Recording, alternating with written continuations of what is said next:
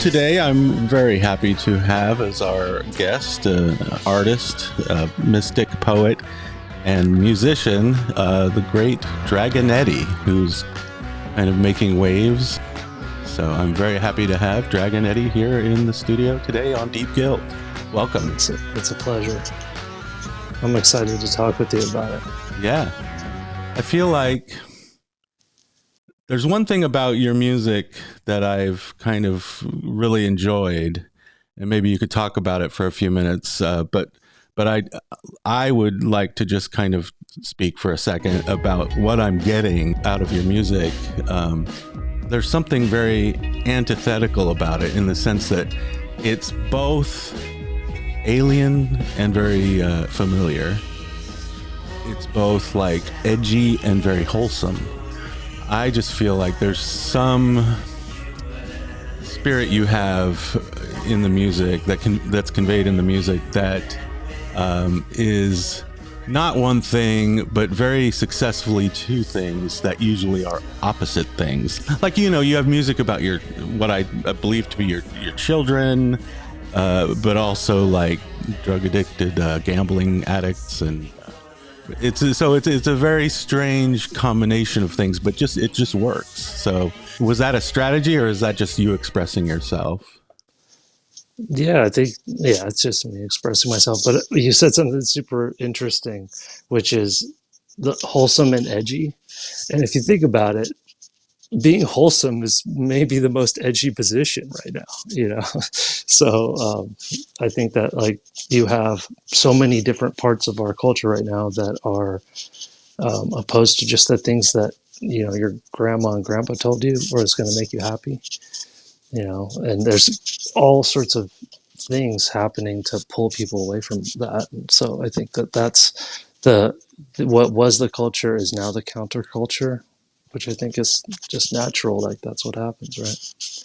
But yeah, I like that. That's awesome. I think the meme is like, there's nothing more dangerous to do now than to, you know, get married and have kids.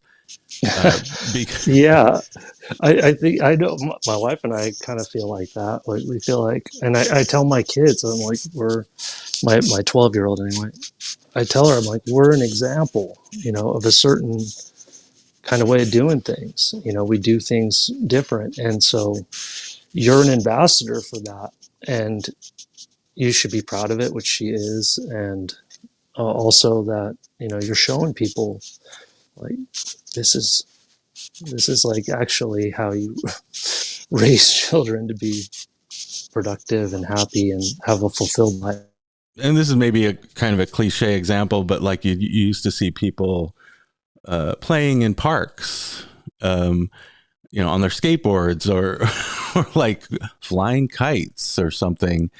But I don't know if it's just like everyone's just indoors on their phone, or everyone's, you know, after COVID or even before COVID, playing video games inside, or maybe there's just no more children. Like, people are having less children. And, you know, whereas when I was growing up, there's just tons of kids everywhere in store and, like, you know, riding around the neighborhood. I go through even like, you know, I take my own kids to Disneyland and there's no children. There's just all adults. You're hitting on a huge theme for me, which if there's one hill that I'm willing to die on, is I'm a pro-natalist. I think that people should have children. I think it's important if you can. If you don't want to, I'm not telling you to. I'm happy that you're not if you don't want to. But I think because if you don't want to, there's something. You're not. I mean, no offense, but there's probably something wrong with you. Potentially, right? If you don't possibly. like, or you know, let's be kind, and there could be something wrong with the society. Yeah, that's true. Yeah. Where people are just like, I'm not going to put kids into this situation. But I would tell those people, it's actually like the best time ever. It'll in so many ways. I know, like, we have a lot of challenges. There's a lot, but I wish people knew about their great grandparents and their great grandparents, because you know what everybody should do? And then in Las Vegas, we don't get an opportunity to do this very often because we don't have a lot of history here. But go to a graveyard that's been around for hundreds of years. Right. And what you're going to be what's going to stand out to you, because it's so radically different from the world that we live in now, is how many children there are that died because of scarlet fever and just the situations that especially Americans, everybody traveled here on a oftentimes a perilous journey, right? And so it's like super easy right now. I know, like, it sucks to go to Costco or go to the grocery store and it's all expensive, and there's so all our leadership is just complete trash on all ends, and people are it's there's a lot of gross stuff, but it's easy to have kids. Okay, that's not what's the hard. Okay, that's the Yeah. easy What's part. the That's deal? the easy fun part.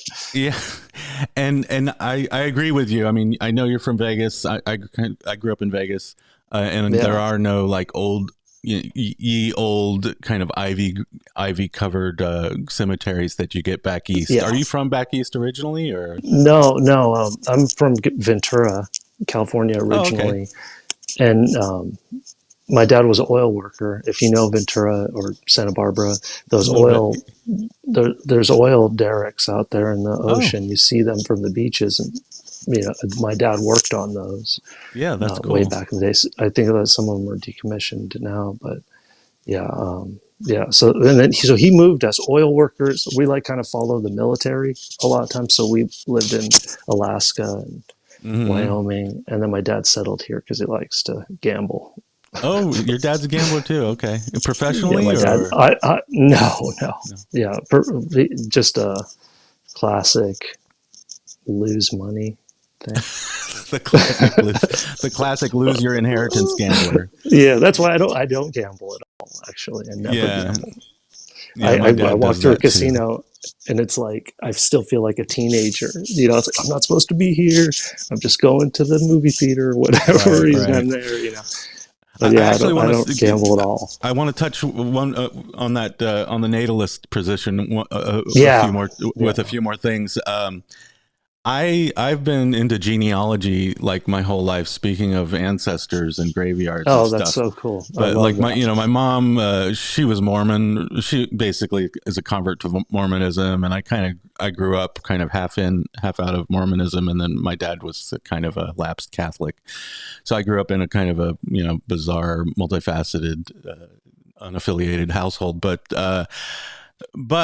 being Mormon, it's very common in Mormonism to kind of pursue genealogy for the purpose of like Yeah, baptizing your ancestors, like they do baptism for the dead. But anyway, so I got into genealogy at a young age through my mom, and one of the things you realize, just like visiting graveyards, when you study like the censuses and stuff from the 1800s 1700s, it becomes so apparent how much the society has changed in the 21st century and the late 20th century, in the sense that like it was just normal to have 8, 12 kids, and of course and it was they had, normal to lose them, many of them lost children, and I think that's when you have kids, and then you realize like that's a thing that could happen. It changes you, you know?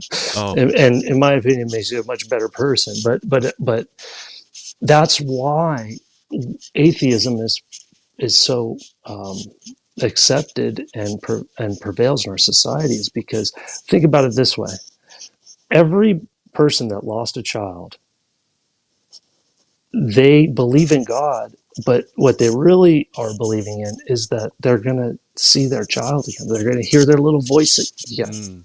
yeah. So when you told that person in 1860, or we'll pick the date, that, oh yeah, God's not real, what you're telling that person is you're never going to hear the voice of your child ever again. Right, yeah, And yeah. that's why they fought about it. That's why you didn't say that to people. Mm. There were, because and they shared this collectively because you are a kid in a family, and then you grow up and you have your own. So that's two opportunities to see loss of a child. So it was a universal thing pretty much. And people had, 9, 10 kids, Right. so Yeah. they were playing the odds, Yeah, I have a great great grandmother who lost two children in infancy, and she wore black the rest of her life. And I have yeah, pictures of her throughout her, always wearing a long black dress. Just yeah. spent the rest of her life mourning her children who died as toddlers, basically. And So it changes a society when people feel like they don't need God. And I know I'm not like preaching at all, because I lived most of my life not needing God, and because I didn't need God. mhm. And then you have a near death experience, or you have children, and you start to realize, wow, I can't do this alone anymore. I need Yeah, help yeah, with things that are right. beyond. And the good news is that there is help out there. But I love Mormonism. By the way, I'm a fan of Mormonism, and I think that I grew up around a lot of Mormons. When I lived in Wyoming in my middle school years, it was a predominantly Mormon city that I lived in Wyoming, and I learned so much about so many of the things that I do in my family now. I learned from Mormons for sure.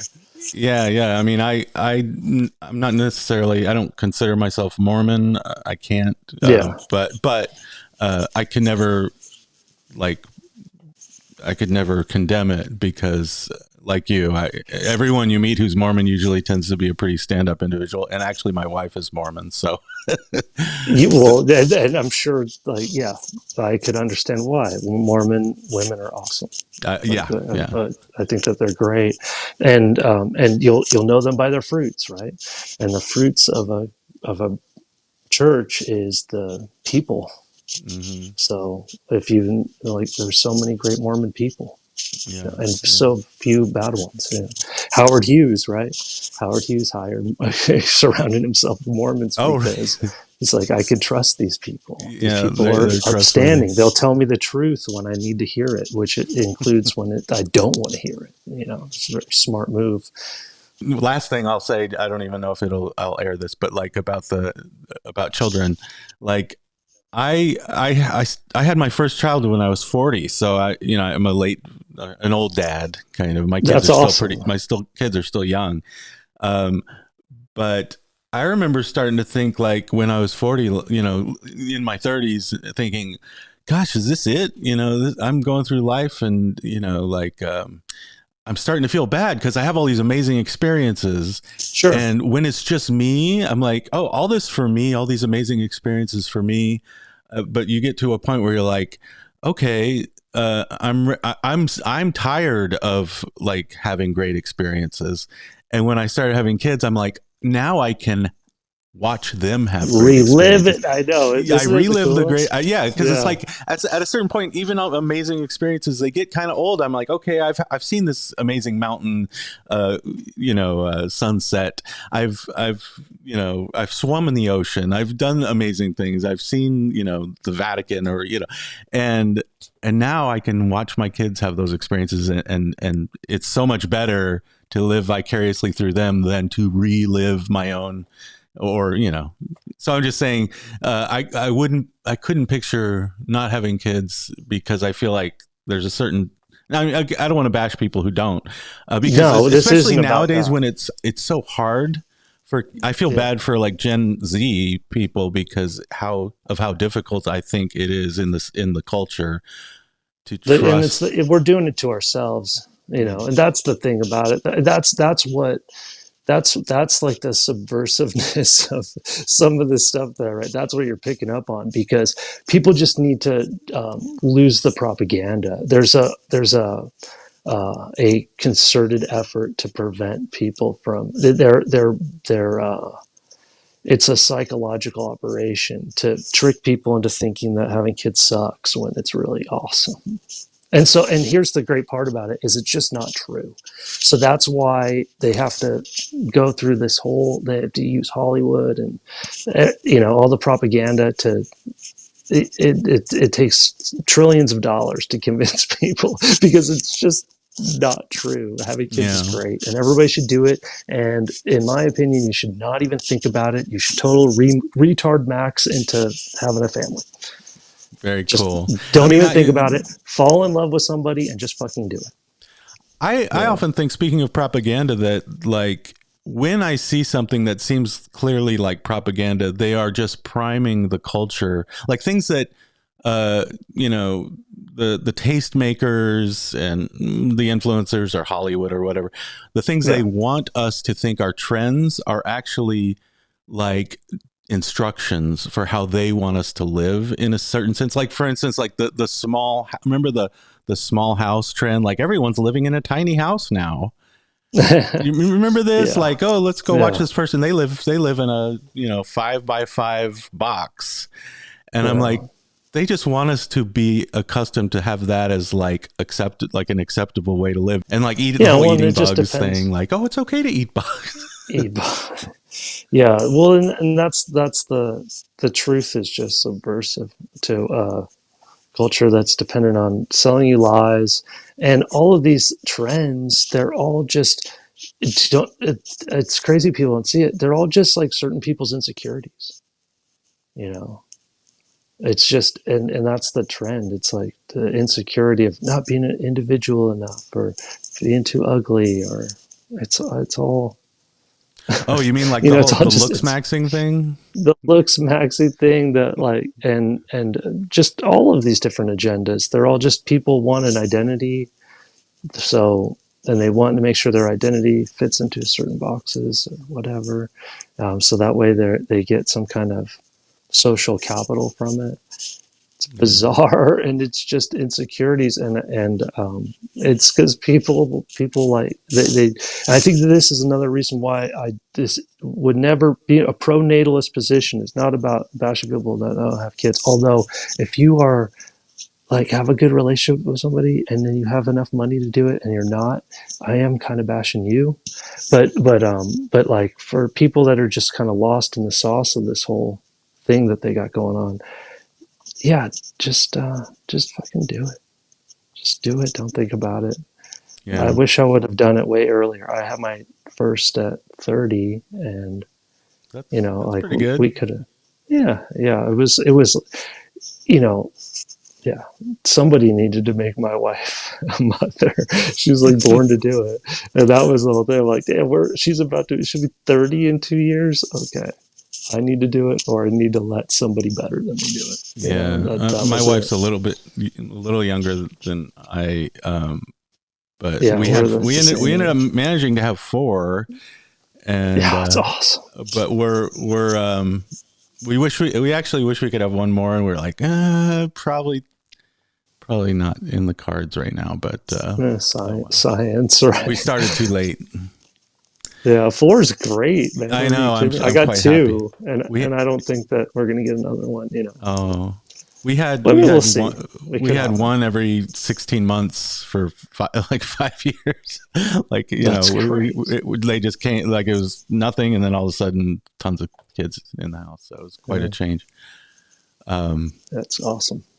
But so you write songs about your kids. Like I wrote one for my 4-year-old. She was a little baby when I wrote it, and it's like just pure sweet, And then I wrote one for my 12-year-old when she was like 10, turned 11, and I'm like, and that one's bittersweet, because you're at that time you've said goodbye to the baby and the little kid, and now she's like this, awesome person I get to hang out with, which is cool, When they turn like 12 and you realize that they're turning into like grown human beings, like instantly for me, I'd so miss, like I'd see babies now in the town where I live, and I'm like, oh man, I miss the baby phase, but I like every phase, but no, it's all good. It's all good, and you don't have a choice, anyways. No,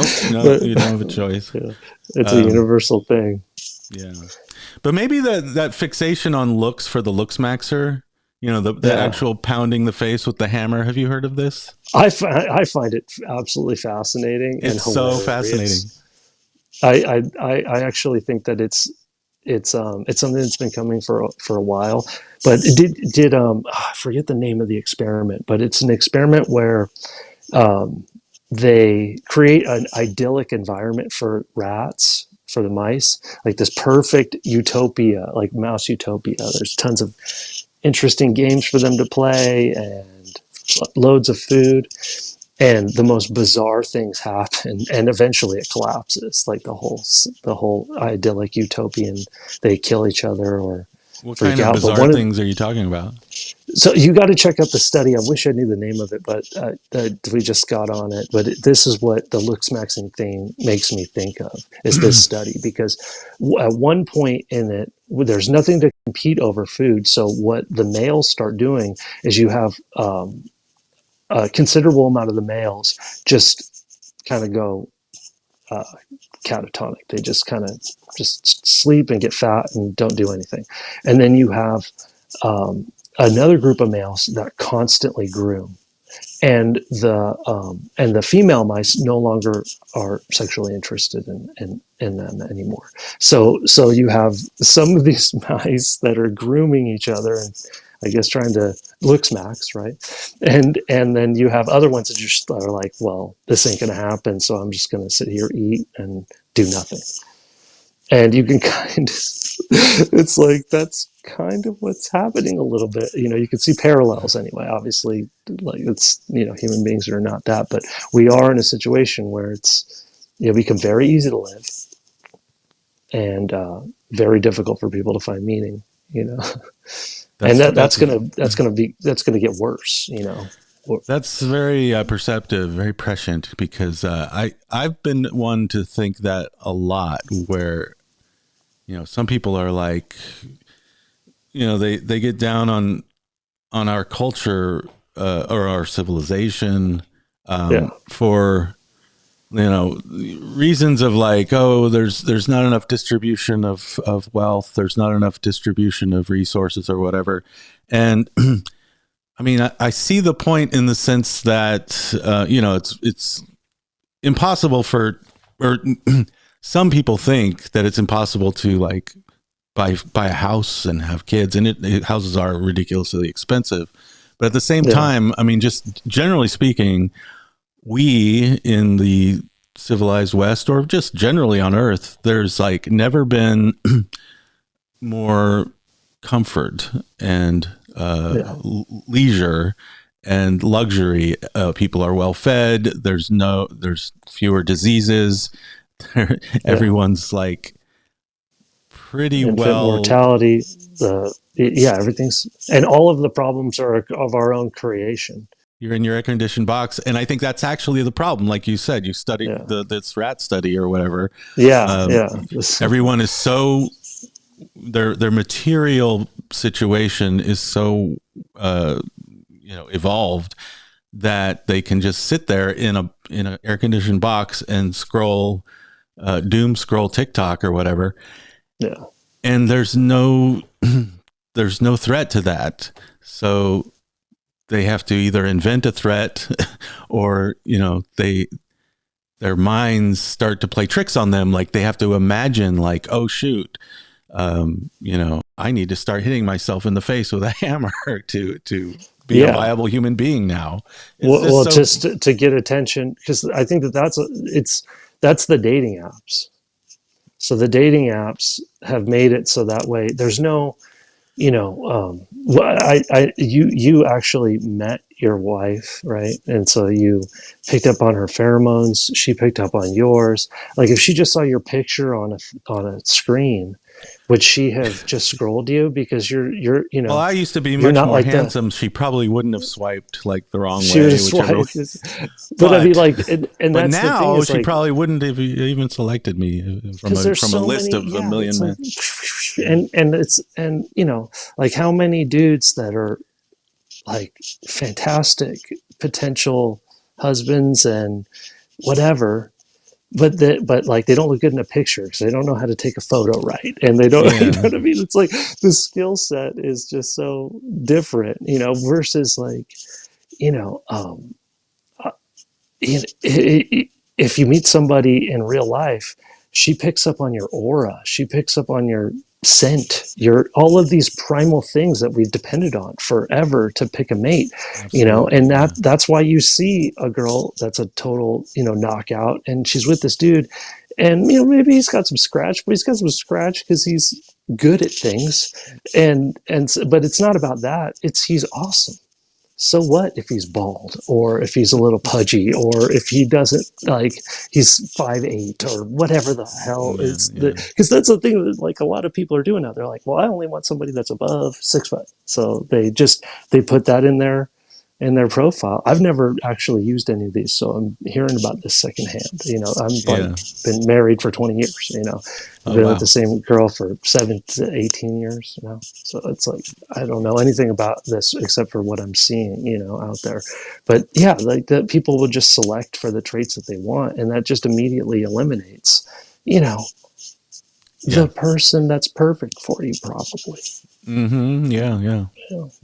But yeah, I think that that's a big reason why the Looksmaxxing thing, because I don't like pathologizing people. You know, I know like people will look at somebody like Clavicular or some of these other Looksmaxxer guys, and they just hate them. I don't. I see I see somebody that's very smart, obviously, you Yeah. know, and troubled and looking at the world and making like calculations based upon it, you know. And for one, it's I think like as older guys, you know, we can't really judge because we already you know, we're out of the game. Mm-hmm. So I don't even know the world that they're in really. Yeah. But yeah, I don't like to pathologize. Like I don't. I find and he's funny too. Like he roasts people, which I just think is funny, you know, because everybody wants to know, like, what am I? Am I a Yeah. 9 or 8 or 7 or whatever? And he's just like, well, your eyes are too far apart. Your maxilla is whatever. I don't even, you know, like all these words about like why you're ugly, you know, statistically. Yeah. And Yeah. yeah, I find it hilarious. I find it funny, you know. But yeah, It's like we've entered it's a new phase of phrenology. Like, your nebula oblongata is not proportional to your lower lip or something. I don't know. so funny. But yeah, we should move on Yes, to yes, yes. songs. But Yeah, let's yeah, talk about it's your good. music. We've done all Yeah, the preliminaries. So, yeah. um, I love that stuff though. I did load up some songs, if you don't mind. Here's your song, Diocletian. Um, Now, one thing I like about your stuff is that I just feel like, I don't know if those out there in the listening audience, if they've ever tried to produce a song, but your music is really cool in the sense that there's a really great synthesis going on between the voice and the music. Like they're almost playing as one instrument, whereas, you know, sometimes I get the sense that this is a top line vocal line over music. And with your stuff, I just feel like the music is so surrounding and all encompassing and enveloping of the voice. Not that they're mixed any different, but it's just there's a great continuity between the kind of the where the voice is in the music, contextualizing it. I don't know if this is something that you did intentionally or if this is just how you work, but do you understand what I'm talking about? I think so. It's hard, you know. Everybody listens to things, and sometimes I'll get feedback, and I'm like, "That's super cool." I've learned about some cool artists by hearing people's feedback that they're like, "This sounds like this," and I love that. You know, so it's hard. But sometimes I'm like, I don't know what they're hearing, but I love that they're telling me that. But yeah, I think I know what you're talking about, and I think what it is I write the melody and then I write the lyrics to the melody. So I will play the melody. Sometimes I'll play it on a mellotron. Sometimes I'll play it on guitar. But I'll finish the music, finish each part of each movement. Um, Sometimes my songs have like a verse, chorus, bridge type structure. Sometimes, but oftentimes it's kind of more of like a linear thing, and it kind of moves through movements. And sometimes I don't really repeat choruses, or it just depends on the song. But once I've finished each part of the movement, then I write the vocal melody, and I write it on a mellotron or a guitar. And so I think that's probably what it is. And then what I'll do is sometimes I'll completely take that melody out, like it's when you're building a bridge, how you have the keystone, right? And then once that keystone's in, but once the structure is there, you can take it out. And so sometimes I'll take that melody out, or sometimes I'll kind of weave it in. I'll like with the fader knob, I'll kind of like, ooh, it would be cool if it was like bringing up that melody to kind of support the vocal. So that's probably what you're talking about, I think. Yeah, I think I could see why that would have the effect that I'm hearing if you wrote.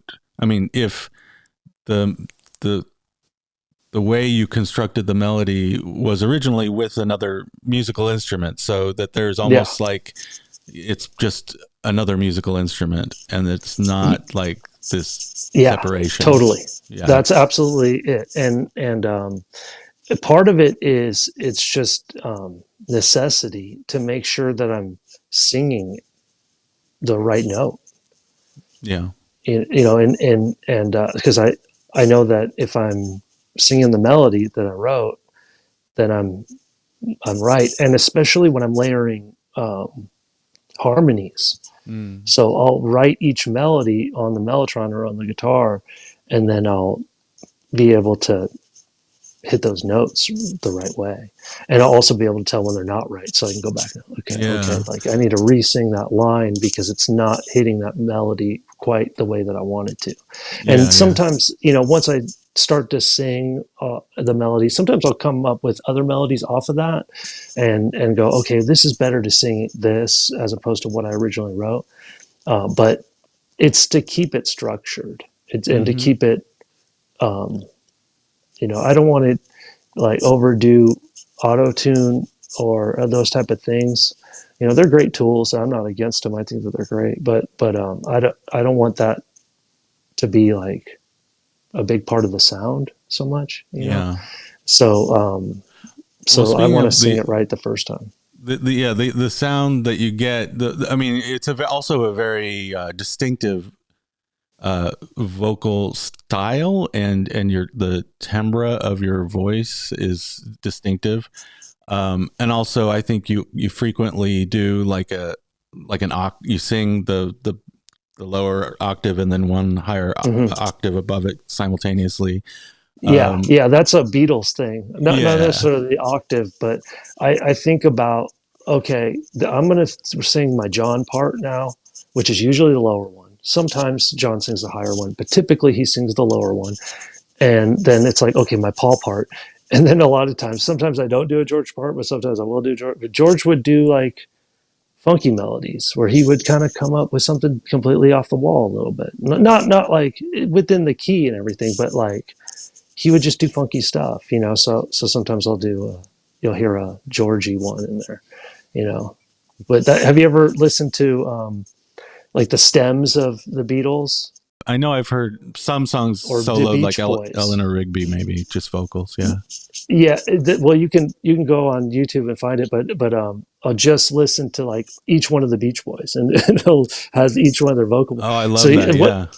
Or Michael Jackson's, dude, is so good, man. He's so like so I took that and that really influenced. That's something I wasn't doing with music, like when we first met, those first bands, I didn't think about vocals like on that level, and now I do, and it makes a vocal much better. I can tell. Much richer. I mean, I wasn't as familiar with your music before Dragonetti, although I knew we knew each other, and I knew you were in a band.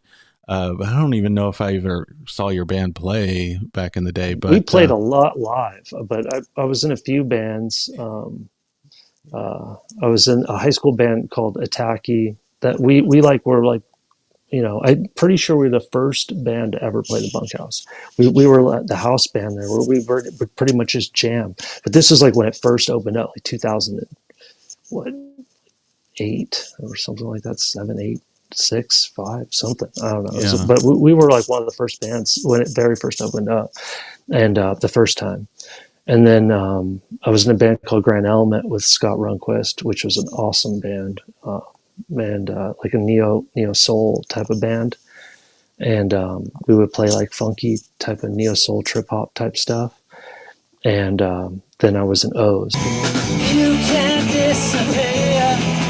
That was like a 60s. oh, okay. 60s, No, I like hadn't garage heard rock those. Yeah. type of band. Mm-hmm.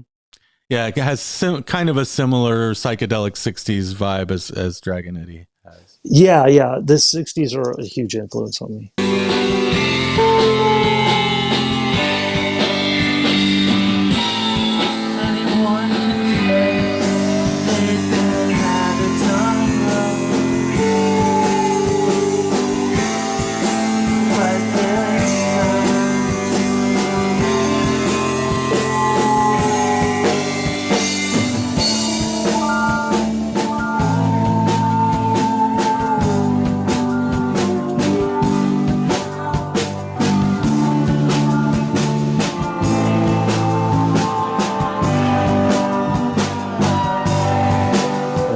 That's both like kind of the rock stuff, but also the Motown, James Brown, funky soul. When I was just turning 20, we would go to these parties that later turned into the Get Back, and DJ John Doe and Sebastian Origin. I don't know if you knew him, but he passed away a while back. But he was one of the key DJs. But they played, and DJ John Doe was like the main guy.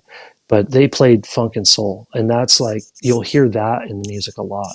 When I play guitar, I think about the Meters. I think about James Brown. I think about that type of guitar. Yeah.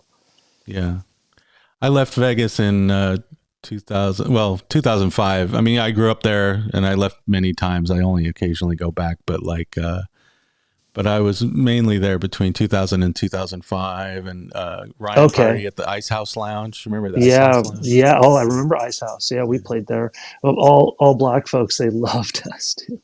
They loved us. All the older black folks, they were about the kind of funky neo funky soul. And yeah, we had cool. A beautiful singer, Liz. She was pipes. She could get down. But yeah, I love the Ice House. Yeah, very cool. Yeah, Ryan Party's was the king of downtown for sure. Oh right, yeah. So the other thing I was going to ask about the vocal delivery, apart from just the musicality of it and the the octaves and the way it's arranged, is the effects. And that's, do you have like a Leslie on your voice or something? What's going on? Sometimes I'll use a Leslie. That's like I don't know. You listen to Air, but they would put a Leslie on the vocal, so I do that all the time. Okay. Oftentimes I will use the exact same effect chain that I'll use on the guitars or the keys or whatever. So that, because the idea is to, exactly what you're saying, is to meld the vocal, to glue it to the music. I don't want it to sound separate. I think that's exactly what I'm hearing. Yeah. So you actually literally put them through the same chain. I will. Yeah. And I have it's made by, what is it? But basically it gives a balance line out for effects pedals. So I can use effects pedals and it gives me a pure, signal with them. So I can take any effects pedal and run my voice through it and it sounds great. But yeah. So and then they all use the same preamps and the same EQs and everything else. So it sounds like it's all coming from one place. Very cool. Yeah, that's exactly what I'm hearing. I suspected something like that was going on. But You I don't have a don't like just $400,000 Neve mixing board? no, but I have pieces of it. So I have a Neve, but I just don't have like a 24 channels of. I got four channels of Chandler Limited Oh, wow. TG here. So Yeah. I have the preamp, the TG preamp, which is basically Dark Side of the Moon and Quadrophenia and Abbey Road. You know, the best sounding records to my ear. But the same preamp used for that, the same EQ used for that, the same uh, compressor used for that. They used other compressors too, but the ones that are straight out of Abbey Road. And I have four channels of that. So I can, my whole thing was like, I want to be able to record drums. John Lynn, or John, what's his name? It's like a John Glenn method, which is basically the Led Zeppelin 3 or 4 mic method, you know. Hmm. And I wanted to have four channels, just like I was going in at Abbey Road. You know what I mean? And that's pretty much like how I built Do it. you play drums yourself? I do, yeah. I'm not like a very good drummer, but I can play. Yeah. But I have a song coming out with Ronaldo on drums, and he's a phenomenal drummer. Cool. And even though I set up all my stuff in the garage and I recorded it, and it turned out pretty good. And my mix master guy, he's awesome, Joe Lawless. I don't know if you ever met Joe, but he's been in the Vegas scene Oh, forever. so you don't mix your stuff yourself? I will complete everything and then I give it to him to finish. And I put him in charge of like panning everything and mixing everything and master. Yeah. And And who most is of the this time he again? does Joe Lawless. Joe Lawless? Yeah, he's in a band called the Laissez Fairs. But he's been in town for 20 years. We've worked in O's. He was one of the members of O's. Oh, yeah, He really? Yeah, he made one of the O's records, or the O's record, Hmm. and he's awesome. I don't think He's I such know a him. Yeah, that's great. Yeah. He'd be a good person to interview because he's so um, you know Yeah. connected and ubiquitous, and everybody loves him because What's he he's doing such a these days he's in a besides band called mixing for Laissez you? Fairs. Huh? He's in a band called Laissez Fairs with Okay. John Fallon. John Fallon is like he's like, in my opinion, he probably has the best legacy in Las Vegas, in my opinion, right now. Like as far as like underground musician or whatever. He was in a band called the Steps, which is a phenomenal psych rock band in the '80s. And they didn't go all new wave or synthesizers. They kind of stuck to the sound, the '60s sound, and everything. But yeah, they were an awesome band, a prolific band, and they're still making music. He's still making music, great music. You know, some might even say like the best music he's ever made because Wow. they're doing a great job. Because now it's like if you have, especially if you have the old school kind of mentality of recording. Like I remember when you recorded, you were prepared. You go in, you knew every note and everything. Like was, your performance was ready. I mean, now, I come up with everything on this on the spot. You know what I mean? And then I got to relearn it later if I want to play it live. But back then, like you were prepped for studio. So if you, and I'm glad that I'm like that because I think that it gives me an edge um, in the studio, and that's why I've been so prolific for the past 3 years and written so many songs.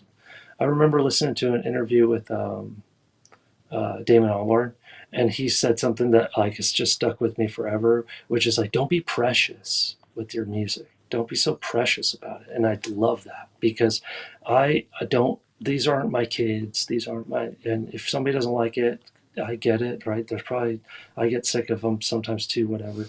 Or if I'm working with somebody, or if Joe tells me, hey, this song isn't good enough. It's not. It's like, yeah, you're right. I'm gonna go and do another one, or here's another one. But I like just being able to hand it to him and say, you finish it. It's done, and he knows that like when I give it to him, that's how I want it to sound. Yeah. So, Yeah. but I don't get, have you ever heard of the term demo-itis? No, no. That sounds like a good term. Yeah, this is when an artist or a musician or recording artist will be so in love with their demo, and then you record the demo, and then you go into the studio to finish it up, and then the producer wants to make it sound like, radio ready or what, he wants to make it sound like his vision too, and artists a lot of times will be like, I want it to sound just like the demo. And it's like, well, put the demo song on the record then, I guess, but I don't get that way. I'm not. That's not. I'm not precious about it. I'll just go write another one. Yeah. I mean, do you think like something about the modern ways of recording has made people more precious because you can, Yeah. go in and fine tune and pitch Yeah. correct and Make everything perfect. quantize everything and make it quote unquote perfect. And it kind Yeah. of, do you think that kind of sanitizes it to death, kills the vibe or whatever? 100%. Yeah. It's the one thing that I feel like, um, I don't hold any illusions that any of this will amount to much more than just me making songs in my room. But and then playing a few shows here and there, whatever. I think that if I do capture something and imagination, or if people get hooked on it, there's nobody else that can do what I do. You know, like nobody sound like, yeah, I have influences, you can hear them, but nobody does what I do with the tools that I've amassed.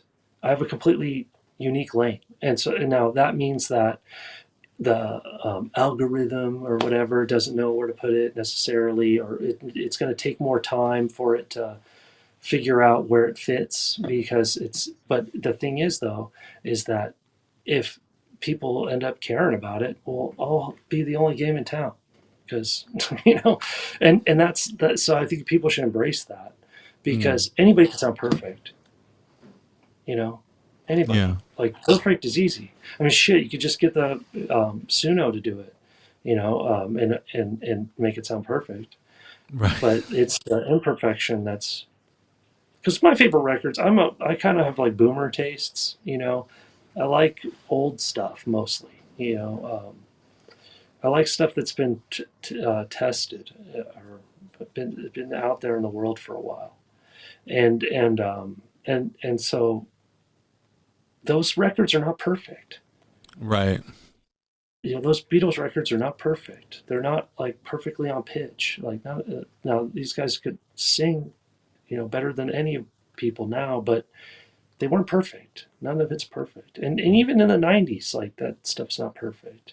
People Right. are being all critical of, like No Doubt, just because like they think that Gwen Stefani's like some kind of Christian nationalist or some stupid shit now or whatever. But they were playing at the Sphere, and people were like knocking on her, and I'm like, you know, um, uh, Don't Speak is flat. She's flat, and we love it. It's endearing. Like it's Gwen Stefani's voice, and she's so pretty, and we're just like enthralled with her. But now they would like, oh, we gotta notch it up, and then would you connect with the emotion that she's feeling with like the breakup and like all of these feelings that she's just like, Yeah. you know what I mean? Like, so it's like you can knock her for being flat or whatever, but it's like she's just like telling her story, and that's what we connect with. And so I think Yeah. that's, and look, I mean, there's a million different ways to do this, and I'm not. If people want it to be perfect, I get it, right? And I'm not. I use pitch correction. You know, I don't. I don't want that to be part of my sound, but it's easier sometimes. It's just like, oh well, I don't want to do it again, and I like the performance of it. And if I liked where I was at in that headspace when I Mm. sang it, and you can notch it up a little bit at that one part. If you got a problem with that, or you think that's cheating or whatever, I don't know, dude, whatever. I No, use the yeah, tool. I don't think most people would have a problem with that. Yeah, well, I mean, nobody cares anymore. But do you think it's a matter of nostalgia or just almost a certain kind of demo-itis? But like when I hear, I don't know. I'm of two minds. Sometimes when I hear Yeah. a remastered album that came out in the 70s or so, Yeah. and I always like, oh, I like, it sounds too sanitized, it sounds too Yeah. clean or something. I like the Totally. kind of warm fuzzy 70s master mix. Me too. If it's like, oh, digitally remastered in 2024 or something, I'm like, and it's always going to sound, there's just going to be something missing inevitably. Yeah. Yeah. It's, and it's all a taste preference thing, but I think that the main thing when people are kind of longing for, that old that old sound. It's not really the sound, I love Fleetwood Mac. They're one of my favorite Oh bands. yeah, Like one of my they're favorites. Yeah, yeah, I absolutely love Fleetwood Mac. I mean, that was all recorded on analog tape and real hardware. It's clean as shit. It's like you can eat off of that record. right. You can eat off of Rumors. It's the cleanest, purest, crispest. You can't get cleaner than that. So it's not necessarily like the fidelity, because you can get amazing fidelity from tape and all of these things. It's it's just it's just sometimes you're just like shit fucked up, and dangerous. You know what I mean? Yeah, And like that's like I want it to kind of almost be like, is it broken sometimes? Like some of the stuff, not all. I like it to be controlled, and I don't like it to just be about that for the sake of it. But sometimes I want it to sound like, is this like what's wrong with my car right now? You know what I mean? I want to do that, and yeah, because it's like I think that that's one of the things that is missing in my music too, is that element of danger that is that was like only available to a few people back in the day, because you needed to have drums.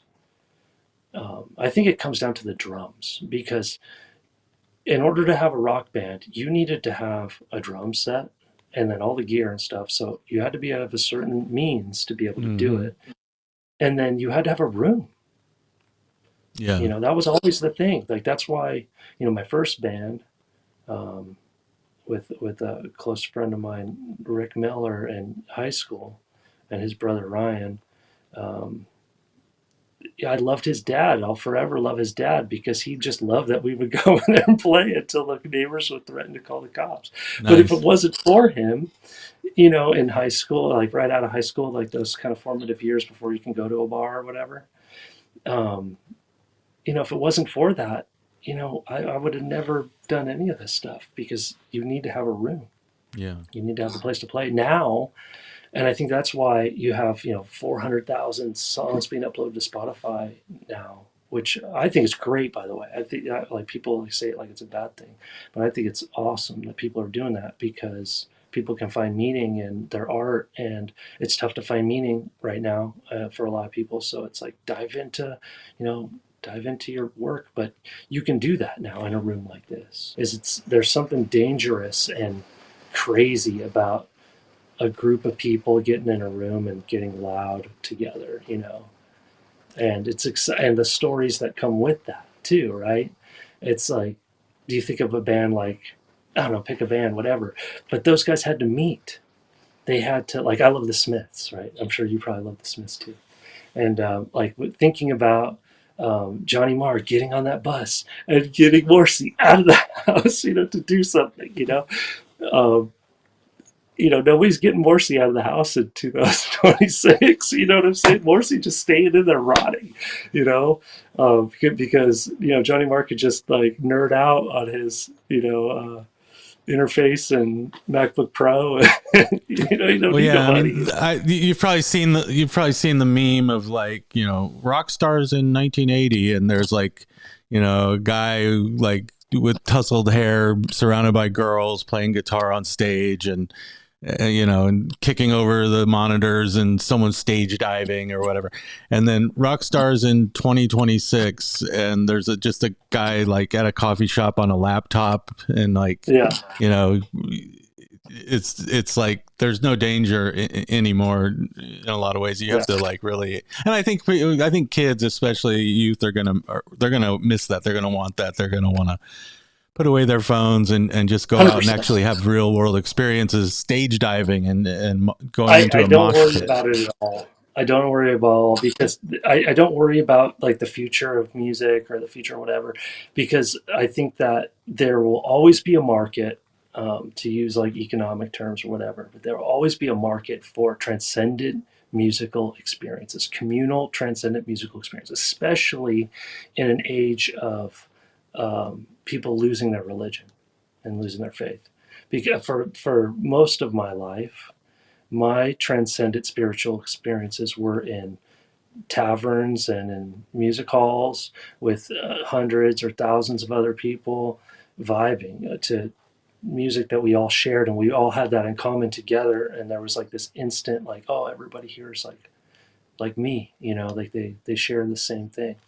And I think that that will that will never go away. In Yeah. fact, I think that people need it now more than ever. Yeah. You Can know? we talk real quick about some of your shorts that and about Stu Unger? Oh yeah.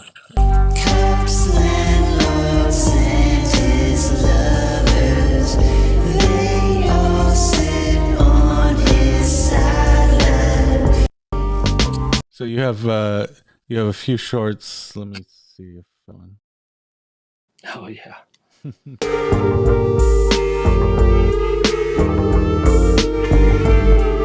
Nicolas Cage.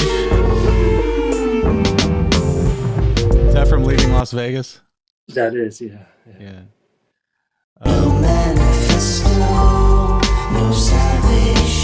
Yeah, very dreamlike, very vibey. I love it. So tell me Yeah, about Stu Unger. What attracted you to writing about him? I wanted to write a song about a person that, more about the psychology of gambling, where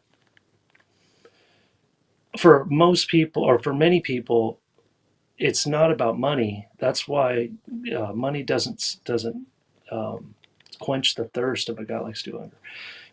Stu Unger, from my reading, was a person that was vain about his genius. He was such a brilliant person, and he loved being that young kid taking these sharks' money, and he loved the genius of it, that he was smarter, and he succumbed to that vanity. And Vegas is the type of place where if you have um, certain types of vanity, it will eat you and destroy you. And I've watched it happen to so many people, and and I've always guarded against that in my own life. As much as, you know, we all have our failings and our shit Yeah. that we do, but No, but you I mentioned didn't it. want that to get me, you know. You mentioned it. uh, It's not about the money in Vegas, and I get that. You know, having grown up in Vegas myself, having gambled myself a little bit, and been around gamblers of many stripes, both professional yeah, and degenerate, and successful. Um, yeah. there's this People are very huge. And someone should write more about this, but I think there's like a huge psychology. Like it's a very psychologically rich terrain when you think about the yeah. mind of the gambler. Well, and that's the thing too. Like, I think probably there's so many great songs about gambling. You know, Yeah. Tumbling Dice is like the first one that just, like, Tumbling Mm-hmm, Dice is mm-hmm. that song for me, and I Yeah. love, Kenny you know, that. Rogers. Yeah, yeah. You got no one to hold them, no one to fold them. You know, it's just right um, for inspiration. And I'll Yeah. probably write more gambling songs in the future. Plus, I want to tie um, my music to Las Vegas. You know, Right. I like Right. that. I like that the Killers do that. That's what I think is so cool about the Killers, is that that's a Vegas band. I love For that sure. about them.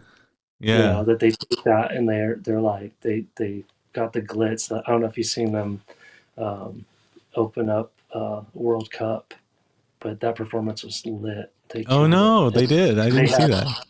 they had like the What city? showgirls and shit, and the whole What, Vegas thing. And, you know, they're bringing Vegas to London, or I don't even know where they were at, if they were in Manchester or whatever. But I just think that that's so cool that put a spotlight on our city like that, and that they wear it. And I want to do that too. Yeah. As much as Yeah, we used to play shows with them quite a bit back before they got huge. Yeah. Yeah. Well, yeah, they're all great guys and deserve every bit of it. And I become a fan, especially recently. I've kind of revisited them, and when you're growing up and coming up in the same town, it's like a lot of times it's never a jealousy thing, but it was just always like, oh yeah, well, I'm not gonna like that because I'm a hipster idiot or whatever. But they're great, They Yeah. are one of the great bands of the era, and a real band. Maybe like kind of like the last in a way. Like they kind of came in through that door of that original way we've been talking about, and the door shut behind them like right after. No, that's been mentioned many times about them, that they were the last band ever to be signed. Really? Is that with the band, the typical band deal that people used to get back, back we in had Panic at the Disco right after them. Yeah. Come out of Vegas, and they kind of did a little bit too, but no. The But Killers, that's probably an exaggeration, having them be the last. But and then like obviously, yeah, for sure. But the idea is like they had a deal that involved like what is it called, artist development, and multiple albums, and they were really going to support the band and try to get them to go somewhere. To me, it's just, you're cool in Manchester. That's like, if you're cool in Manchester, like obviously you're fucking cool. Yeah, like, right. Yeah. That's why it's like, the Killers are certainly on that level for sure, and that's why they're the GOAT for sure. I love it. But yeah, and yeah, I always want to kind of tie back to the Vegas thing, because it is a big part of who I am, and I think that you can hear the desert in my music. That same kind of, like, if you're listening to Queens of the Stone Age, you hear that fucking Palm Springs desert, dusty Barstow, east of east of LA, over the mountain dirt, in their music. And my shit's not like Queens of the Stone Age, but I think that if you're listening closely, you can hear it in mine too. Yeah. One more thing about the Killers, they're pretty cool guys. They're nice guys. Like they came to play Glastonbury like in, I think, 2008 or something, and I was in London. I was living in London, and Ryan called me up and he's like, "Hey, we're here," and I was like, "Oh, can I come down and hang out with you guys?" And Brandon didn't want to like go partying, but it was everyone else, and they were going to go hit the clubs in London. Yeah. And so I got to, I was in their retinue, and we would go to these clubs. We were out all night. It was really fun. We'd go from, club to club, and I was kind of with the band. I was with the band. Yeah. Surrounded by girls. It was such a great time. And then like we were driving to a club, and we were all piled into one of those black London cabs. And Ronnie turns to me and he's like, "So Lee, how's music going for you? How's your music going?" And I'm like, "Well, that's very kind of you to ask. I mean, it's not going nearly as well as it is for you. I can guarantee you that, but it's going. I'm writing some music, but it's not really something that needs to even really be discussed right now." So Mark was always like in the scene, like he's the guy that I seen out about a lot, and got a chance to meet him a few times, and he's seen I think he's seen two of my bands. He's very quiet, but yeah, Mark's cool. Yeah, and his music's really cool too. He put out a solo record, kind of when they went dormant, that I thought was fucking fantastic. Yeah, he had his own label for a while, St. August. Oh yeah, I didn't know anything. And there was like a song called, like, was it Dr. Mabus or Mr. Mabus or something? Mr. Mabus. The king of pride, or Mr. Gog, he's got a mob that calls a master. They'll do the job for Mr. God, plant a bomb and cause disaster. Yeah, because he's a very good guitar player too. And no, actually, I knew him from before he joined the Killers, when he was in a band called Negative Ponies, and he was their guitar player. And we shared a studio in Park 2000, and so I hear Mark playing guitar, and he was their guitar player. He didn't play bass, and so I was just like, "Oh man, he's an amazing guitar player." And then when I heard he was joining the Killers, I was like, "Oh great!" And then they're like, "Oh, he's on bass," and I was like, "Oh really?" So that's crazy. Yeah. He was always around. Like he's a fixture of the whole downtown thing when I was really active back then, and it was always cool. And he was always super gracious and complimentary, and it always makes you feel cool. And somebody like that, digs what you're doing. Yeah, it's awesome. Yeah. Last time I saw Brandon, he introduced me to his dad. He's like, "This is my dad. This is Lee." I saw an interview where he was on some talk show, British talk show, I forget, but it was like a group, and they got on the subject of his Mormon faith, and I thought that he was just so excellent in that interview, man. That made me such a bigger fan of him, because he was surrounded by people that were not believers, and like they don't know Mormonism like we do. Like I'm raised Catholic, but I was always around them, so I'm very aware and always admired the religion, for exactly why it's great. But I just thought it was so cool how he not defended his religion or whatever, because it wasn't like super combative, but it was kind of like, how people kind of make somebody that's a believer feel like they're dumb or whatever. It's less of a thing now, but I just thought he was masterful in that environment, and totally brave, and himself. I just thought was great. That's cool. No, I haven't seen that. I'll have to check it out. But I forget which one it was. Yeah. But yeah, Stu Unger is such a classic character, and I really dig that song. I think that song is like kind of a pure mood, in that, like, sometimes I have this tendency in my songwriting to mix major and minor a lot, and sometimes I'll do it inside of a movement. But oftentimes what I'll do is I'll have like a major part and then a minor part, or I'll start the song in minor and end it in major. But that song's a little different because it's kind of pure one mood all the way through. And I think that that's something that I probably will explore more going forward, like a little bit more digestible tune. That's great. What about Diocletian as a topic? Like, are you interested in... I have to say this because one of the things I like about you is I think we share a lot of interests, one of them being Vegas and gambling and the other being ancient Rome.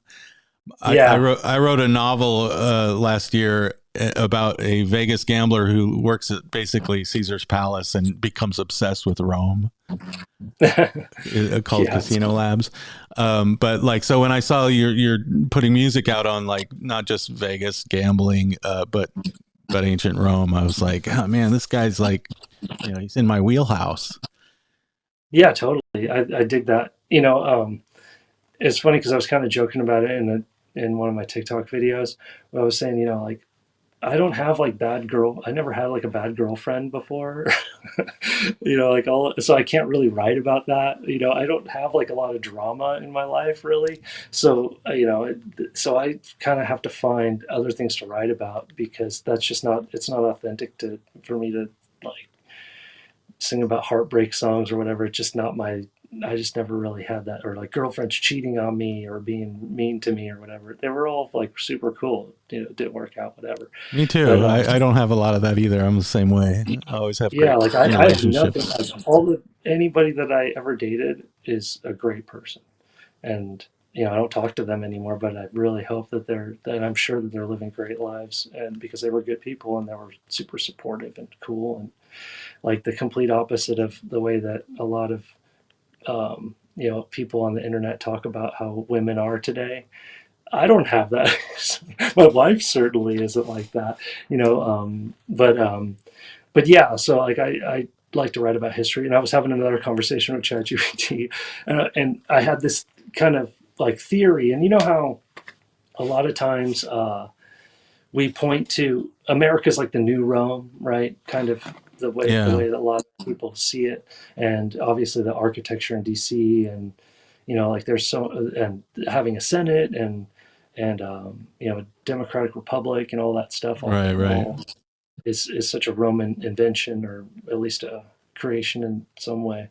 But so I had this theory, right, where, and this was right when this whole Iran thing was popping off, and I've had this theory for a long time where if like America could just not invade a country for a little bit, the money and the resources that are spent on that could be would still be there, right? It's like money doesn't just disappear.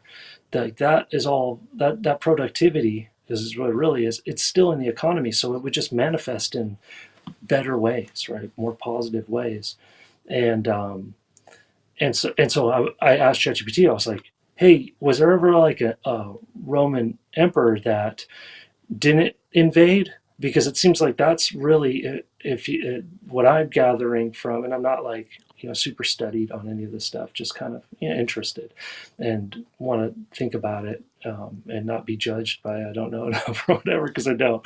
But I think that I just had this theory that it's like, hey, was there? And I asked ChatGPT, I was like, hey, was there ever an emperor that didn't overextend and kind of beautified the country, and just made it better and saved money?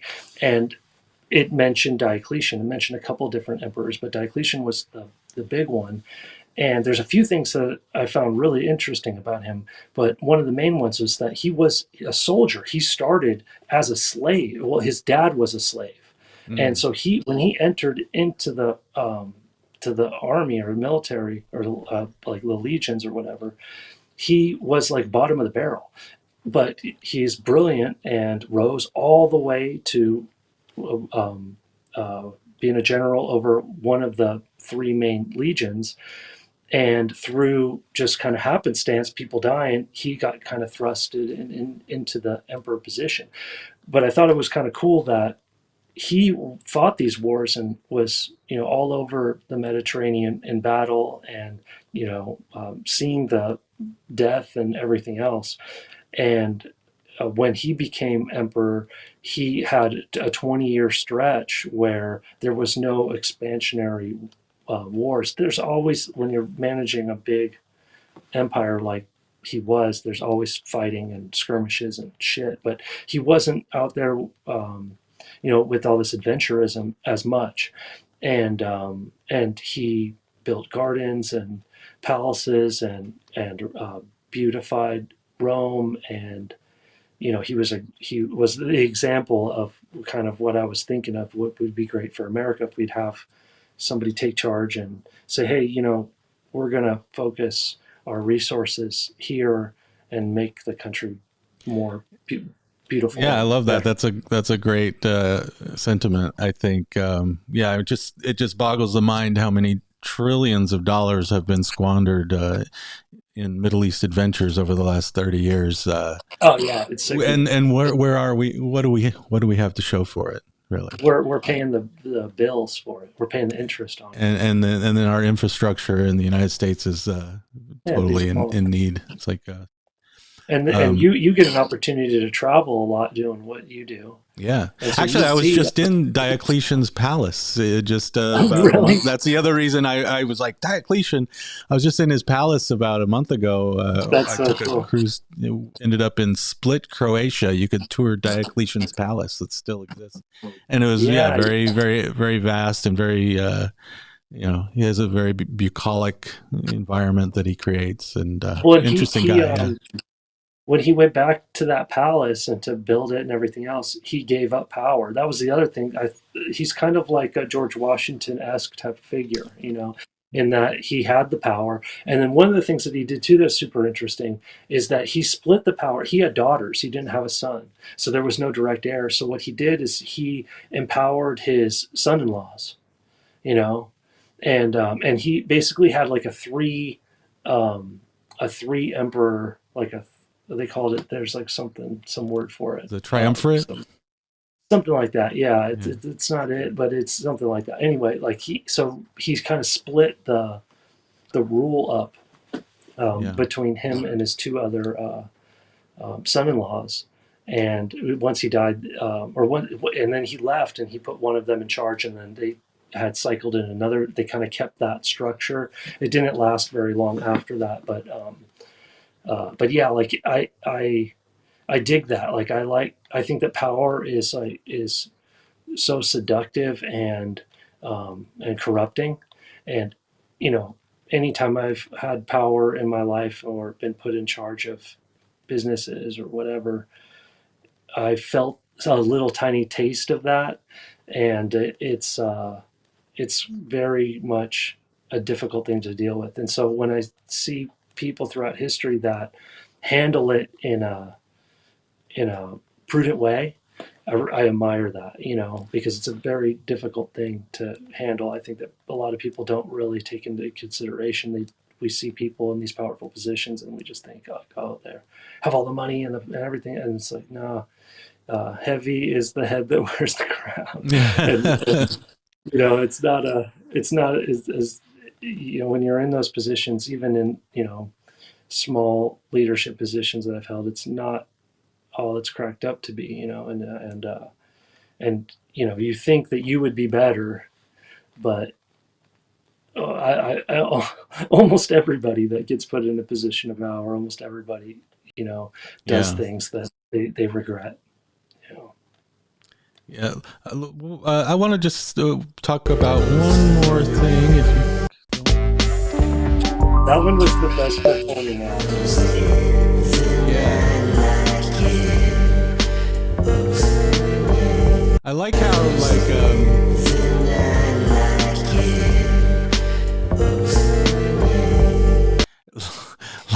like there textually he stumbles in the night like he owes him money, and like he's stumbling around, right?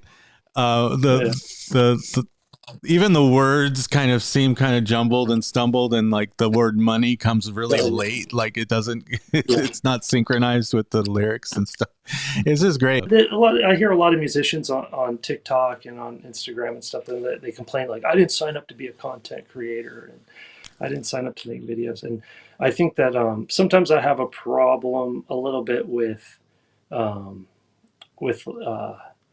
like kind of talking head type stuff. Like that's why I love this, because you know, interacting with people is so fun for me. I love that. Yeah, kind of back and forth.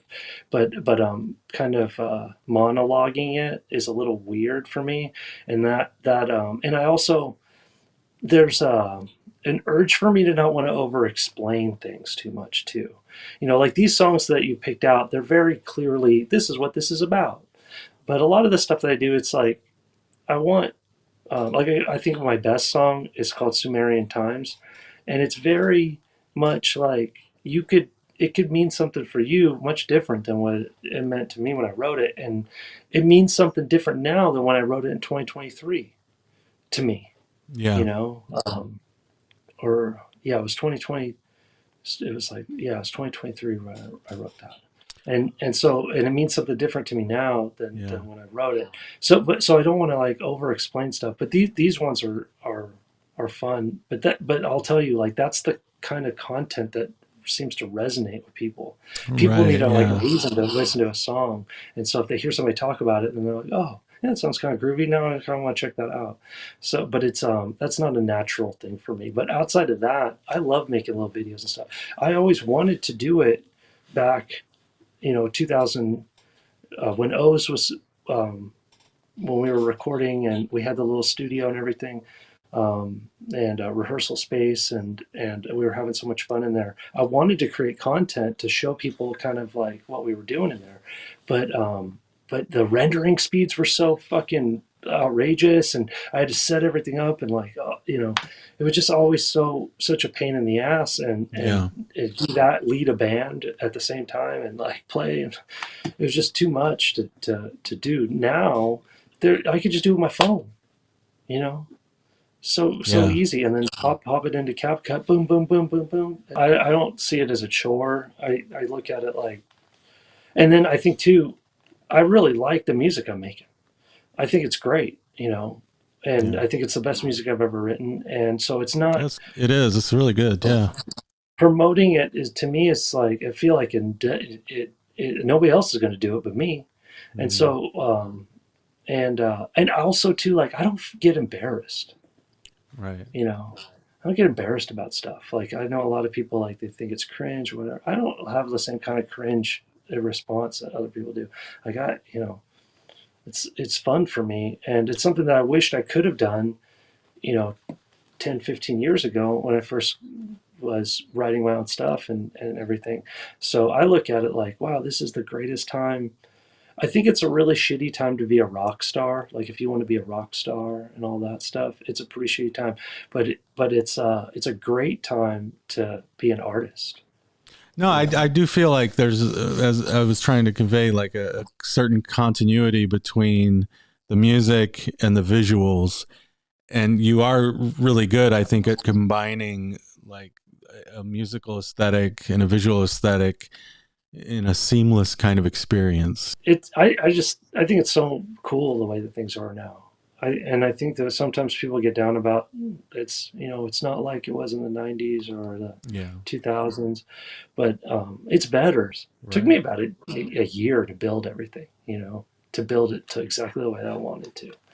And so that was like it was almost like not to get like perverted about it, but it was almost like tantric, where it's like I was building the thing for a year and not playing at all, and Oh, just right. building Oh, it. I see. Yeah, like building the energy inside. That Kundalini energy. Yeah, exactly. That brill was like getting stored up because I had to build the board piece by piece. I had to Yeah, like, yeah. and I couldn't all buy it at once for tax purposes and for a number of different reasons. But I had to kind of piece it out. And so it took about a year to build it exactly, and it was such a beautiful thing because I bought all the stuff and I put it all together and I plugged it all in and it fucking worked. There was no hiccup, you know what I mean? And it's because I Great. bought everything perfectly, exactly, and I designed everything and meticulously thought about it. And it wasn't like I plugged it all in and it's a cable chaos and just craziness, but it's like click, gling, ready to go. Yeah, So yeah. No, magic. I wonder that too sometimes because I'm not like a technical person, and I'm more of a lyricist even than a musician, or my songwriting's just I'm not a trained musician, and I'm not like I was always in a band with gear snobs who Yeah. knew all about the gear, and I was the lyric guy who just was the poet or whatever, and so I usually just delegated to them the task of making sure all the gear was set up and sounding good, and when we recorded, Yeah. it was the same way. So now that I kind of have been living in isolation, it's like I have to do all the gear stuff myself, and I don't know how I managed to do it, but here I am. I connect all the stuff, and I'm running, my DAW, and everything's running, and I'm like, how did I become one of those people that are competent in getting a signal chain? And Well, it's just piece by piece. You just do yeah, it one thing at a time. Just one thing at a time. And there's a lot of instructional videos out there now, to learn. exactly. I think Everything. that I was very blessed. I don't know. Do you know Jeff Ford from Big Friendly Yeah, Corporation? yeah. Yeah, Jeff was a huge influence on me in those early days because he had so much amazing stuff, and he taught me what was good and what wasn't, and what was great about him is that he taught me that you don't need to spend like crazy because there's just certain things, and there's people out there doing stuff for cheaper, so you can do this on a budget and have all the cool vintage cool shit. You don't Yeah. need to spend all the money. And so he was a huge influence Was in he that in way. Big Friendly? Yeah. Yeah. Yeah, he was their bass player. Yeah. And yeah, his house with Ryan Marth was like a fucking you know a like some kind of museum, dude, for synthesizers. Like they just Wow. had Yeah. he just like a pack rat. The whole flat is like covered in gear and everything. That's cool. He's just so full of knowledge. But what I would do is I just researched those classic records. And the big three for me, the three records that I think that are the best sounding records are Dark Side of the Moon, um, Abbey Road, Quadrophenia. Those and I was like, I want that. I know that I'm engineering myself, and so much of that sound is the people. You know what I mean? It's not just the tools, but I didn't want the tools to be the handicap. Yeah. So and so I researched, okay, what are they using? And that was always, back in the day, I'd watch like Live at Pompeii, and I would pause it when there was like on their pedal board, I'd be like, okay, he's got a box wall, and he's got this, like, what's that box, that green box? What the hell is that? And of course, like, that was what was so cool about having somebody like Jeff. Like, he knew what that green box was, and like, I always loved that Leslie sound.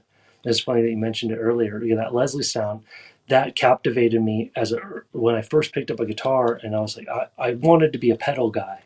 Like, the pedals were almost like more important to me than the guitar in a lot of ways. And I got a little brown pedal. It was made by Dan Electro. It was one of those like food series ones, if you know about those, like back in like, those early 2000s. Everybody had those cheap Dan Electro pedals because they were cheap as fuck, and they were kind of made cheap, plastic, but they sounded good. At least a lot of them sounded good. And I got this little brown pedal, and it was the spinning speaker sound, and I was so captivated with that. And then, it's probably like Soundgarden, Black Hole Sun that made me love that sound. But I got that pedal, and then when I remember it was Jeff that told me what that was, and he's like, "That's the spinning speaker. That's a Leslie," because he had them, And now I got one sitting there, but it's that spinning speaker sound that just throws the sound all over the room. That you usually hear on an organ, but Pink Floyd, they all had them. Everybody had a Leslie, but it's a magical sound, especially in a room, a bar or whatever, because it just throws the notes all over the room. It's like you're like grabbing the note up, and that was always what captivated me more. It was that type of stuff, not so much like electrifying playing or virtuosic kind of playing. That is kind of cool, but that's not my thing. Like, nothing that I play is like, I think like difficult or anything. Yeah. But because I'm more into sound. I was always the compliment I wanted to hear. I never wanted to hear, "Wow, you're a great guitar player." I wanted to hear, "Wow, nobody else sounds like that." Whatever the sound, kind of like the Edge, right, from U2. Like that type of thing, where it's like, yeah, the Edge isn't like blowing you away with his licks or whatever, but nobody sounds like that. Or, I mean, now everybody sounds like that. But right. But at the time, there was, yeah, he had that thing. Like Johnny Marr's got that, or David Gilmour has got that. Peter Buck or someone.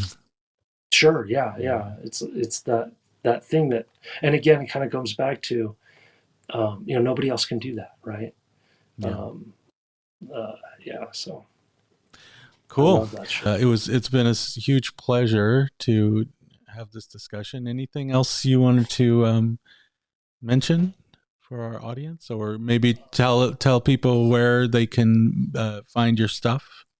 Yeah, it's the handle on Instagram is at Donevan, spelled Donevan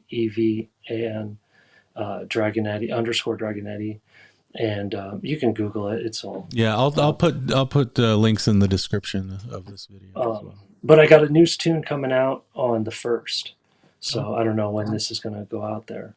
Okay, probably before the 1st. Yeah, probably before the 1st. So I got a new tune coming out. It's called on Stories. Spotify? It'll be on It'll be on all the streaming platforms. So whatever one you use, it'll be on there. And it'll be on YouTube as well. And what's it called? It's called Stories.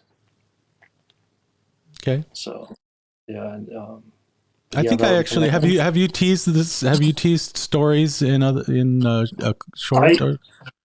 I released it, and I released it, and then it got taken down. Oh, So there was a number of songs that got put on playlists that were botted, and that was one of the ones that got taken down. And so I wanted to redo the drums anyway, and so we redid the drums and made it sound a little bit cooler, and then I'm re-releasing it. I pretty much drop a song every month. So awesome! It was a pleasure having you. Thank you so much. Okay. Yeah, excellent. Yeah, awesome. Take care. Cheers.